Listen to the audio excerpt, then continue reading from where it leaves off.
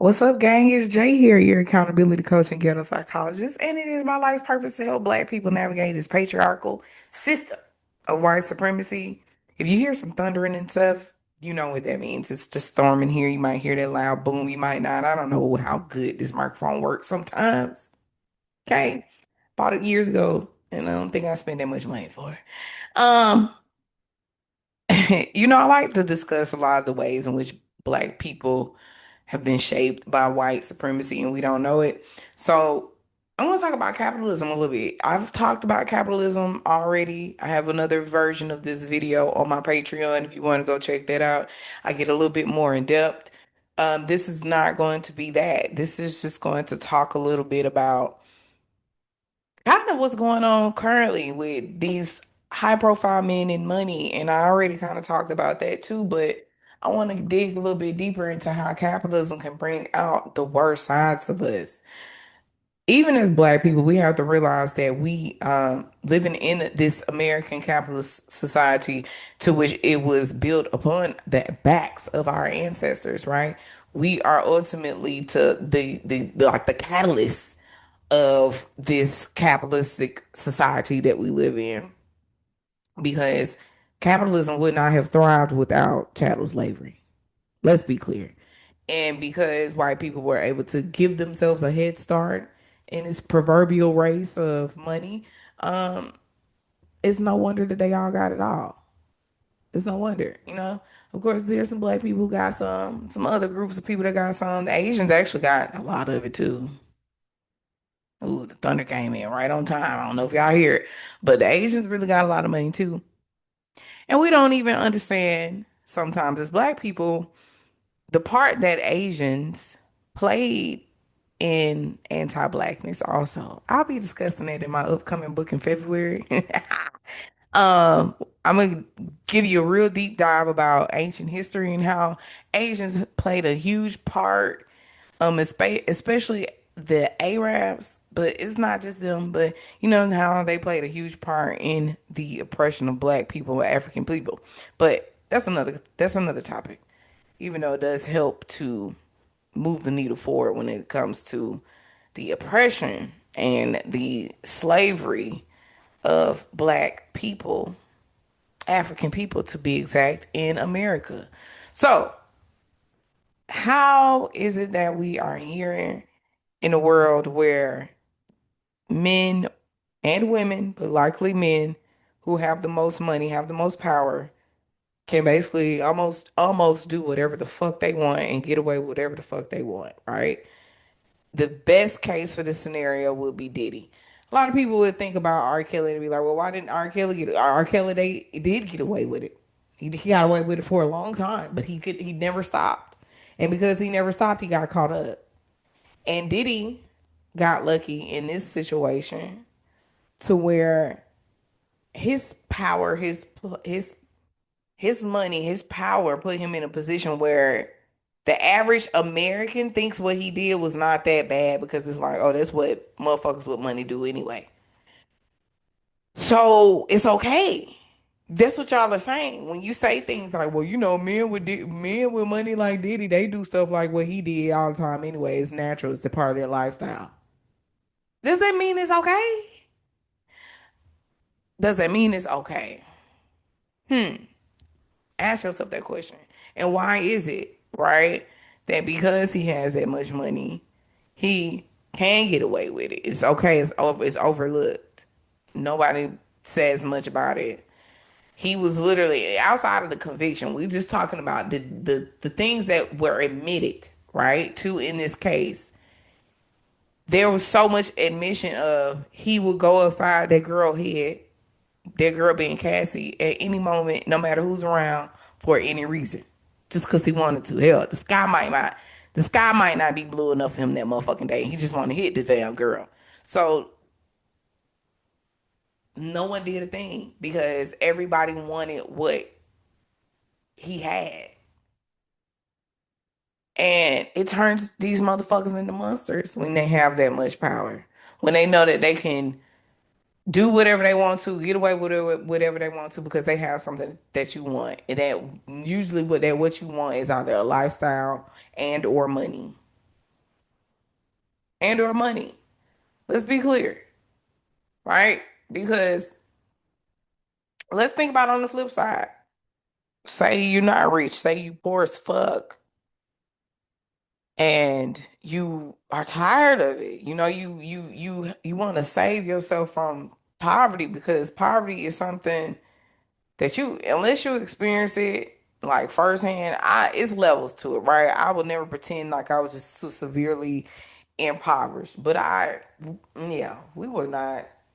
I was poor, nigga. Okay, like my family might not want to say that with their chest because we're not like poor, poor, but it was hard. Okay, it was not easy.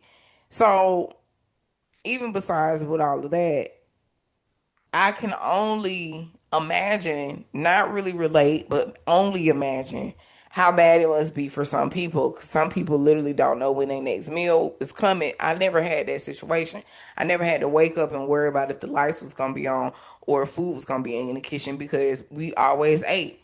There was always food on the table. There was always snacks in the fridge.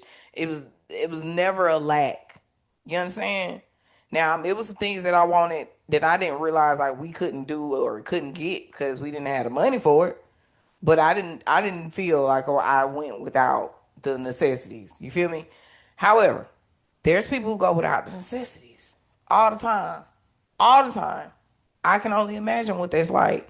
I can only imagine what kind of anger that brews inside of a person because they'll realize you have to be poor to realize how unfucking fair. You got to be poor and marginalized, right?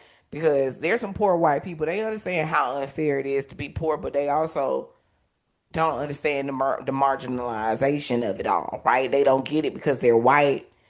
They're honestly the only reason they poor is because they motherfucking didn't use their privilege to. They don't know how to use their fucking privilege anyway. But outside of that, because they're white, they don't get how truly unfair it is in this system because they have an opportunity more so than other people of color do to get out of the trenches. Black people, we have to get out of the trenches. It again. It only takes your imagination to think how far some people got to go just to get out, and that is why so many black men run to the streets. They run to fast money, and similarly to black women. However, we know that the majority would be on the other side, right? Then of course there's going to be some black women who had to run to the streets themselves, drug dealing, selling their body, um, shit, just doing what they had to do to survive. And I'm not faulting nobody. Please believe me, because I know what the fuck this system does to us and how it brings the dog out of every fucking body. That's what I'm talking about right now when it comes to capitalism. However, you know, the truth is the truth. So when you think about capitalism and you think about this divide, I don't know if white people, and when I say white people, I'm encompassing all the non-black people. When I say white people, a lot of times I'm just talking about the non-black people who helped in oppressing and suppressing black people. That is who I'm talking about. Every time I bring them up, it thunders outside. Um, So when I say white people, that's what I'm talking about. But when it comes to them, I don't know if they knew how smart they were when it comes to the divide and conquer of it all. Because really, black people, Africans in ancient history, we turned on ourselves. Really, we turned on ourselves, and we allowed these people to infiltrate our land and overtake it because we were so focused on our civil disputes and being so forgiving to other people, much like we are today, um, that we couldn't really even recognize who the fuck the enemy was, the real enemy was. So they divided and they conquered and they came in and they saw and then they wanted it and they took it for themselves.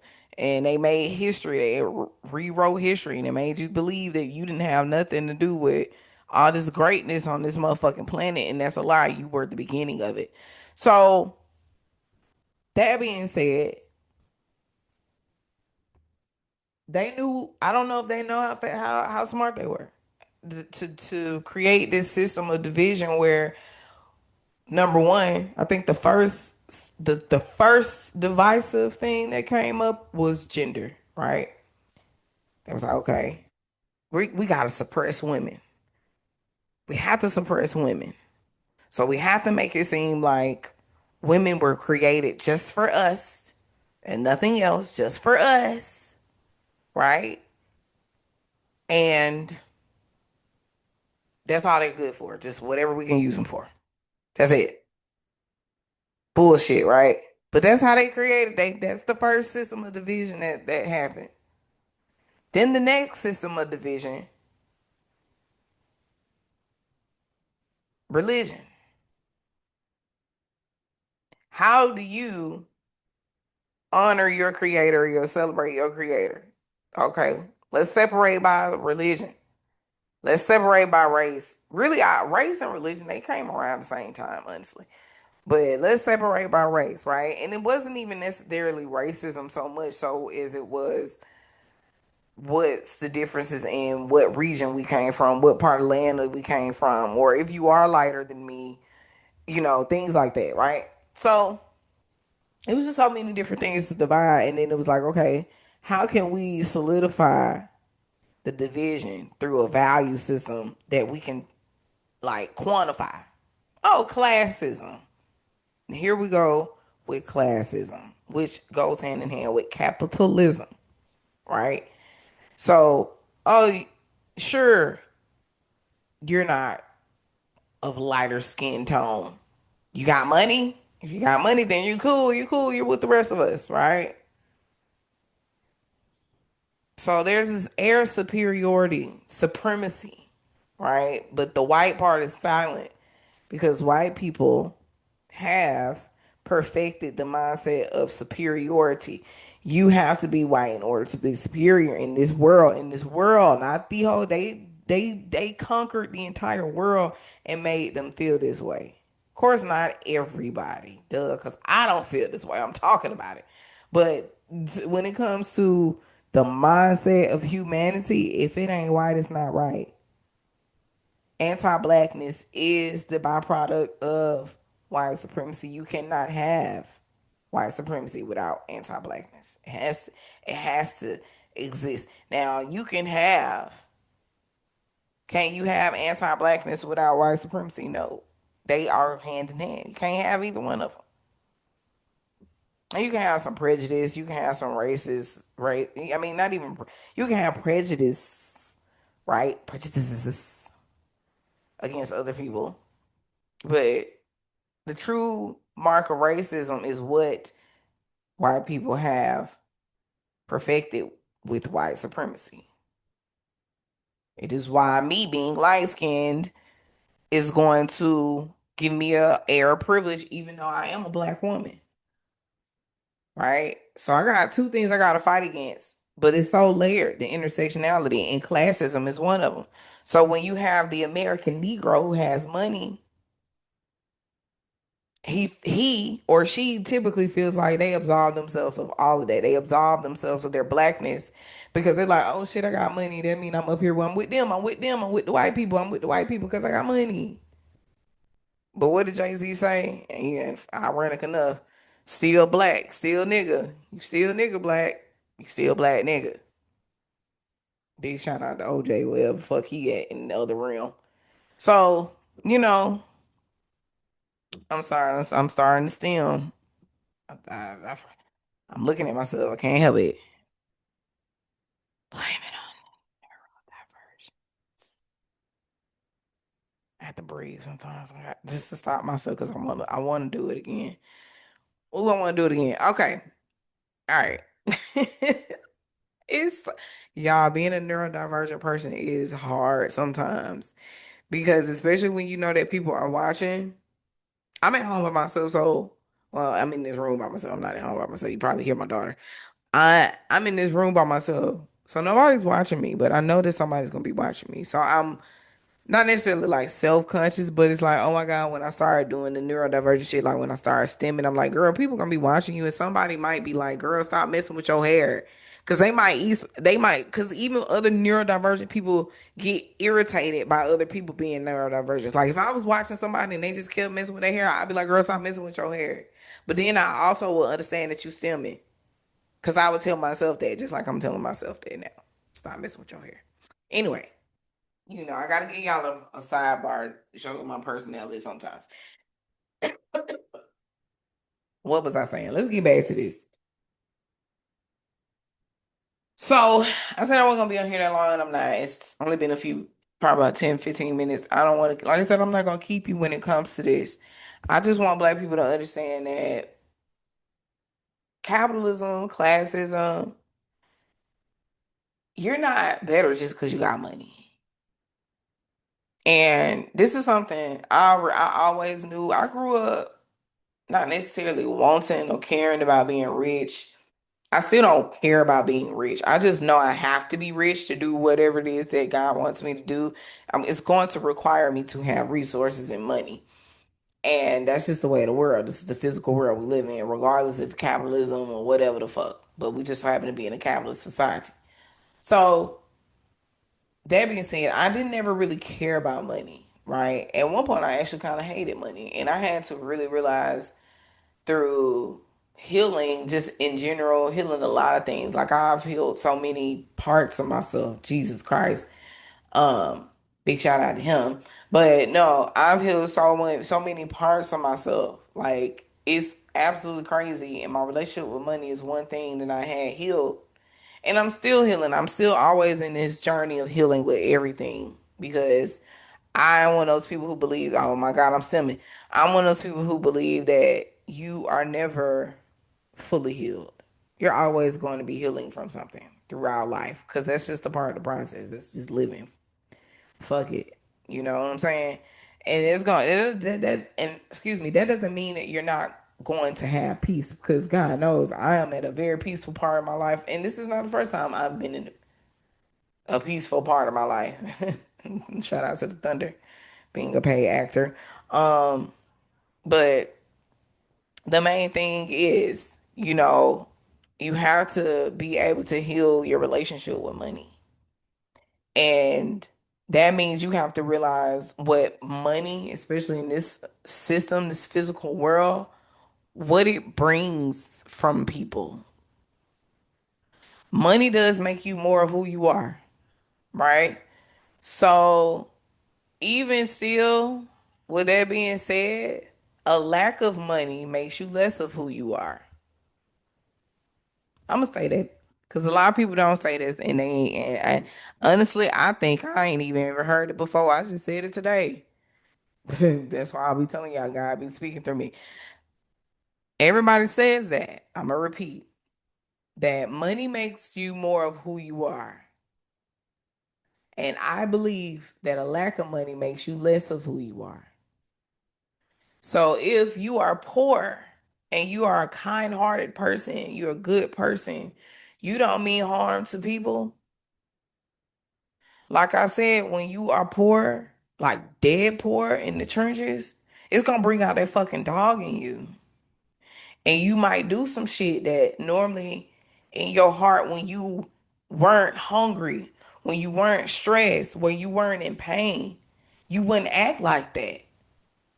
You feel what I'm saying? And similarly, if you are somebody who's just a piece of shit in general, if you got more money, you really gonna be a piece of shit. Right? And it's very important when we recognize that, right? So you have to understand what money brings out of people, what it might bring out of you. I had to have money for me to realize, oh shit, I might be a little bit capitalist. I gotta chill out. I gotta really reel myself in. And I had started making such a decent amount of money that I started being afraid of losing the money. And I think that made me lose it. What a paradox, right? Um, but it's like I realized what having so much money could do. And just in full disclosure, I talked about this before, but it was just a year 2021. I made almost $250,000 that year. And it was almost surreal to me that I made that much money. I was able to do a lot with that money, but I didn't. I'm gonna be again full disclosure, full vulnerability. I didn't use that money the way I should have used that money because I didn't know what I knew now then, right? And it's important for me to note also that I wasn't even expecting to make this money. I was going through so much grief and loss when I made that money. After I made during the time I made that money in 2019, I had lost my uncle and my auntie, my favorite uncle and favorite auntie. Okay, two people who were a pivotal part in my upbringing. I lost those two people. Then a year later in 2020, I lost my grandmother, a very important pivotal part. 2020 also, my mama lost her mind, literally. I was going through so much in that time, and I was just making so much fucking money. And I couldn't, I'm coming through a revelation even right now on this video because I ain't really talked about it like this and thought about it like this, but I couldn't um grasp the fact that I was making, like, it's just even now I know I made that much money because I see the proof in writing. You know, I saw what I was doing. I saw what I was able to do. The things that I had. I was living in a beautiful house. I had two cars and I was paying off all of my debt. My credit score was fucking amazing. But I was making the money in a way that I didn't really care for. I wasn't attached to the way that I was making that money. So guess what? I stopped making that money. And it was by choice. It wasn't really even by force. It was my choice. I just couldn't. It was like, it was by choice and force. Because, it's a paradox. I'm going to break it down for you. I talked about this before, but I haven't went this far into depth. I stopped doing what I was doing to make this money. And as you all know, some of y'all might know, some of you might not. I was an OnlyFans model, right? And I stopped doing what I was doing to make the money because it was not in alignment to me, right? And it's not, I don't hold any shame over what I did. Again, I made a lot of money. Again, I was able to do a lot. I was flexing. I flexed a lot that year, 2021. I remember I had took a whole month off from really doing any real work, and I still made $15,000 that month. Like, girl, please. I was doing the damn thing and I was proud of myself. I was happy. I was able to take care of myself. I was able to travel. I was able to, like I said, accumulate things. I was able to, my daughter was able to get whatever the fuck she wanted. The shit was cool. For 2 years, I was living like that. No, I think not say two. It was like three. It was like 3 years. It was 3 years.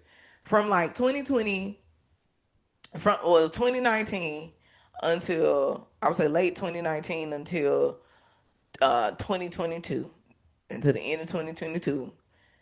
That was when things started. That was when things was up and then they crumbled. 2019, the beginning of 2019, I was going through it, and then towards the end, a bitch was starting to ball hard, and then at the end of 2022, things started to crumble for me, right?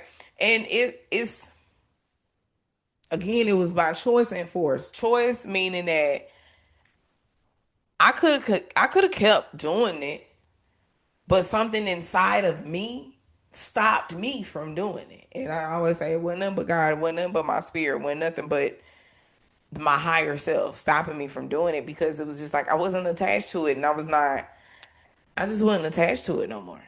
I didn't want to do that. I didn't want to make money like that no more. And that's how I know, even though, okay, I know how important money is, and again, when I was making so much money, I was feeling myself, blah, blah, blah. Money still is not that important to me. What I do with it is how I make it is. So, I don't even know how I got on this conversation, but we're here now talking about money capitalism. So, even outside of that, I stopped making the money. I stopped because I get what it's like. And now I understand why people who make a lot of money, why they want to continue to make a lot of money, because there is also sometimes these people have a lack mindset where they are afraid of losing all their money, even though they have so much money, they can't really lose that much. Like, let's think about Elon Musk, right? You see how quick he switched sides when he realized how much money he was losing. He was losing billions of dollars, but he was still, I mean, millions, hundreds of millions of dollars, but he's still a billionaire. He saw that loss and he was just like, no, no, I can't lose that much. Even though it's so much money you can't even fathom. Even though he wants to keep that money, he wants to make more. I get it. I get it. Because again, when I was making that much money, I had got into that scary lack mindset of, oh my God, I'm not going to make the money that I want to make, but my spirit won't let me make the money that I want to make the way that I know how to make this money. So now I got to find a new way to make this money. And don't you guys worry. You see, I ain't stopped doing what I'm doing yet. I don't care. The fast money is cool. The fact in my mind is that because I made that much money before, I know I can make it again. Cause it's just the work ethic. It doesn't matter the type of work, it's the work ethic, it's the person. Not only do I know I can make it again, I know I can make more because I'm more attached to the way that I'm gonna be making money now. Right? That's why I'm over here getting degrees and I'm about to start a whole new career in just 3 months. I'm gonna be starting a whole new career in the education system. There's so many different things that I'm going to have going for myself. And like I said, everybody got a past, right? Right. Everybody has a past. Some of y'all still have a current. But the thing is this though, when it comes to money, make sure you are making money for the right reasons. That is one of the most important things. The book that really helped me to heal my relationship with money is, I don't have it over there. It's in my bookshelf in the hallway. The Secrets of the Millionaire, I think it's a millionaire. The Secrets of a Millionaire Mind, right? By Harvey something. T. Harvey something. Just look it up, okay? There's no other book with that same title. It is a great book. It helps. It's a very empowering book, and it does help you to unlock in the ways in which you see money. As a matter of fact, I need to reread it. I try to reread it once every year. I might just do the audio book because I don't need to read the words anymore. But yeah, so I very much so highly suggest that book. It is also in my Amazon storefront, and that will be in the description box. This was a good one. You know, I came and turned this camera on. I didn't know how I was going to talk about this. I didn't know what I was going to talk about. But we have to also understand and be more what's the word I'm looking for, I guess, patient, more forgiving, have more grace for people and how they make money in this system, right? Because again, me as an old ex OF girl, um, I don't feel like I deserve so much of the backlash that I got when I was doing what I was doing. It's like, baby, I gotta survive out here. What are y'all talking about? I have to find a way to do what I'm meant to do, which is this ultimately. And that means I have to take all the steps necessary, right? And I did use some of that money to literally fund my personal development in that time. Like a big chunk of the money that I made, I spent on personal development. So I don't feel like I wasted my money, but I do feel like I lost a lot of my money in the midst of that too, because it just wasn't the way I was supposed to make my money. Right? I ain't finna go into details. I don't need to tell y'all my business, but I did. I took some L's, but I also gained intrinsically. Do you understand? Sometimes you might lose in the physical world and gain everything spiritually and mentally to elevate you to a level where the physical world is gonna have to catch up again, right? So all right now, the physical world is just playing catch up. If you do the work, you do the inner work. I don't care how poor you are physically. If you feel rich intrinsically, spiritually, mentally, you know where you going. Like I can see where I'm going. The path is even more clear now in my life than it's ever been. When I was making that money, my path was not that clear. You feel what I'm saying? The money was cool, but the path was still unclear. It's like it was there, but it wasn't clear. I knew what I was meant to do then, but it was not clear, right? And I wasn't taking the necessary steps forward. And when I started to take those steps, that was when it was like, I can't really do this full time no more. I got to do something else. I got to go back to what I know I want to do. So I wasn't trying to make this about me, but it turned into something about me. This is my channel. It's Lovely Thoughts. You got to know what Jay Lovelii is going through sometimes. And when she has went through, girl be doing it. She be going through a lot. You know, I take my ills though and I make them into W's. Anywho, capitalism is a problem though, y'all. It is. Anything in which we are placing value on each other based on physical terms, that's an L, that's losing. You know what I'm saying? We are literally setting ourselves up for failure when we do that. Because everything that we make here, everything, even your own human body, we leave these things behind. Money is not that important. What you do with it is, and how you make it is. But money itself is not that important. And we have to get rid of this lack mindset on both sides, right? Because again, like I said, the people who are greedy, they're only greedy because they're afraid of being poor. And the people who are poor, they want to be rich. So they desire it so much that they constantly reaffirm their reality that they are poor. It's how you see things, right? If you can take whatever situation you are in and say, I'm fine. I'm fine if I never make another dime today. Both on both sides, on both ends. I get it. It's not fine to stay poor for the rest of your life. I get it. But you have to still just be at peace with it because what if it never changes? And the only way you can change something is to accept it as what it is. Then you can see it for what it is and you can make plans to make it different, right? But if you, as a rich person, may be watching this, or as a poor person, may be watching this, if you're okay with your current reality, then you should be okay with never, but not being greedy, right? On both ends. Because it's greed on opposite ends of the spectrum. I know it's kind of hard for some people to conceptualize, but that's why manifesting and prayer and all of these things, this is why it's so hard for people to actually alchemize their current situation is because it is a paradox in how you have to look at the world. You have to, even with your trauma, you got to be okay with your trauma. You got to be okay with the fact that somebody did you dirty. I know this turned into something else. I guess it's the preachy part. I'm not even talking for myself right now. But you got to be okay with the fact that somebody did you dirty. You got to be okay with the fact that you're poor. You got to be okay with this shit before you can change it. So I guess that was my lesson, my word of the day. We're gonna go on ahead and get it over there.